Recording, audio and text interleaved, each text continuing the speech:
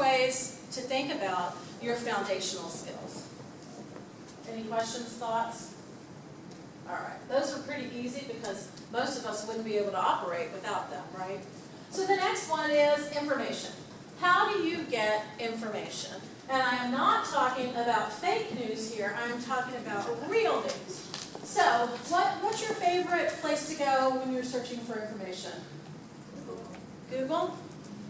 I pretty much Google everything. And when it tries to Bing it, I get mad and I go back to Google. So, but Bing, there's nothing wrong with Bing. But, maybe it's just habit, right? So, I also do a lot of LinkedIn research because a lot of my colleagues and friends post some really amazing articles. So if I'm on LinkedIn and I happen to see, oh, Carrie Brown posted this article from McKinsey that I'm really interested in, I can click on and read that and then share it if I like it or comment on it, right? Any bloggers in the room? Yeah? So you're blogging, I'm assuming, about resilience, but say more. Mostly it's on my websites, Mm-hmm. which are hosted through WordPress, or the built-in WordPress, Yeah. and so it's mostly using that technology. Yeah. WordPress is very easy to use, I think. That was when I mostly blogging on my own. WordPress is my choice. But there is a one called Blogger as well.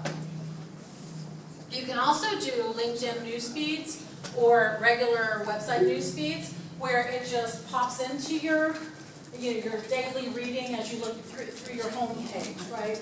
And that can be really helpful if you start following some folks or topics or channels that you like. Then you'll start seeing it pop up, which makes it easier for you to access. So I'm just gonna. We were recently at there's an event called Creative Mornings. It's a global organization, kind of like mini TED Talks, but it's for people in the creative industry. So, marketing, art, graphics, etc. And they obviously all live in WordPress based on what they're doing. And the quote they gave is, it was somewhere 90% plus of the content on the internet is built in WordPress. I So believe it's, it. it's part of what we're all consuming every day. So, if you think about your own skills in this area. How do you feel? Like, how do you know when something is fake news and something is not fake news? What are your clues? Source. The source? Say more. Where are you looking for that source?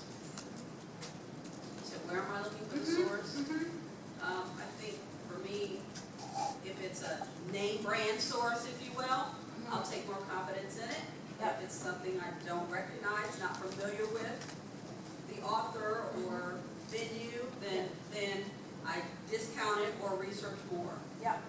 And some like we just had a cybersecurity little training session at SAP, and one other thing they talked about is you have to look at the address of what you're looking at, right? And so they showed the example of PayPal, right? PayPal sends you a message that you've paid for something or somebody wants to pay you for something. Well, is it really PayPal.com or is it PayPal.somethingelse.com? And like those three little dots in the middle probably mean that you shouldn't be clicking on that.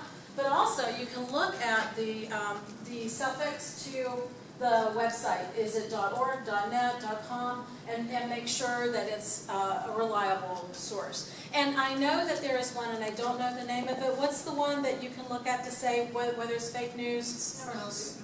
Snopes, yeah.